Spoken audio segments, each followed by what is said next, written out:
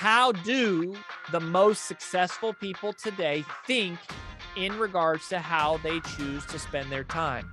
And the reason why this is important is because the next level of results requires the next level of thinking.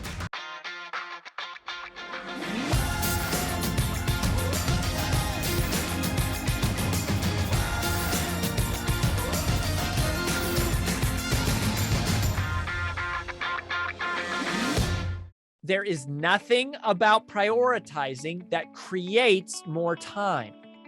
All we're doing there is borrowing time. We're just shuffling time back and forth. And if you've ever felt like I just can't get ahead, it's because that's what we're doing. We're just shifting focus, like we're oscillating back and forth between things. So it's not that the concept of prioritizing is bad, it's that the application of it has a diminishing return.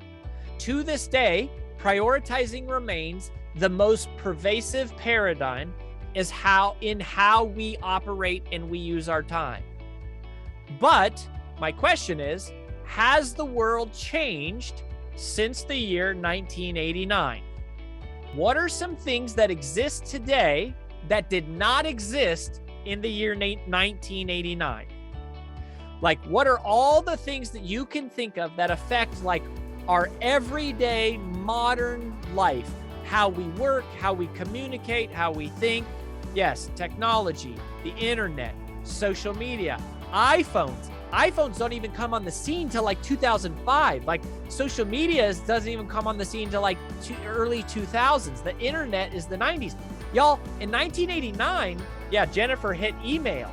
Email wasn't even really out in 1989. Email doesn't catch flight until the 90s.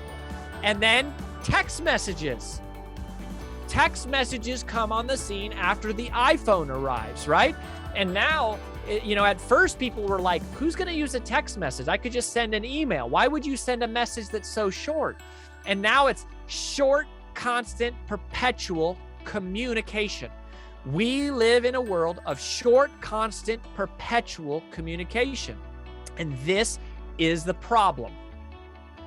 You cannot solve today's time management challenges using yesterday's time management strategies.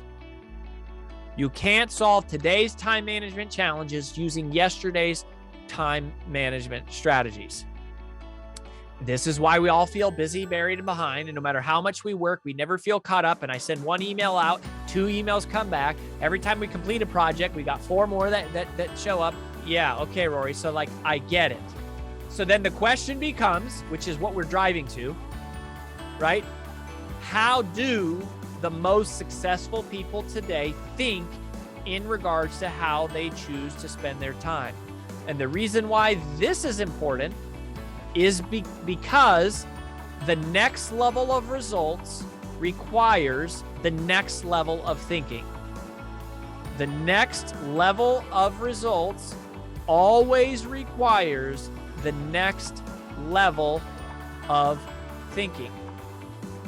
So here's the answer. All right. So we're giving you the answer. While most people make decisions based upon only urgency and importance, what we noticed and identified in multipliers is that multipliers factor in a third calculation that almost nobody knows about or pays attention to, which is what we call the significance calculation.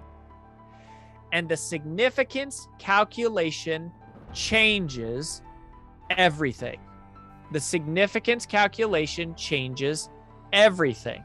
Significance is, how is this going to affect tomorrow and the next day and the next day and the next day? The significance calculation is about it's about thinking longer term. Here's how it is possible to multiply time. All right. So when I say multiply time, I know that it almost like fries a chip in your brain because we've all been told time is the one thing that you cannot get more of, right? We've heard that our whole life.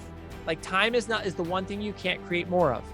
Well, it is true that there's nothing that I can teach you or do for you that will create more time for you inside of one day. We all have the same 24 hours or 1,440 minutes or 86,400 seconds inside of one day.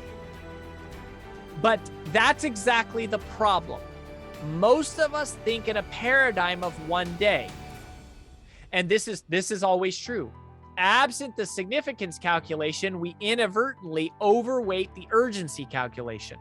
Most people wake up and they ask themselves, what's the most important thing I can do today? That is not how multipliers think. Multipliers don't ask, what's the most important thing I can do today? Multipliers ask, how can I use my time in a way today that makes tomorrow better, that makes tomorrow easier?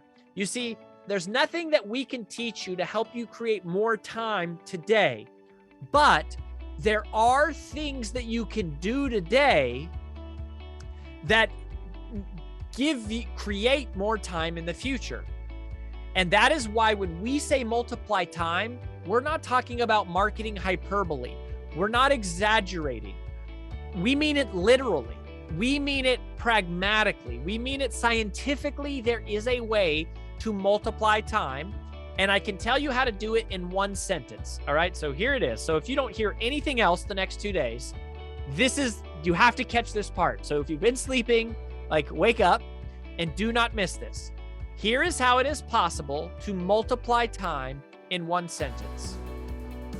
You multiply time by giving yourself the emotional permission to spend time on things today that give you more time tomorrow.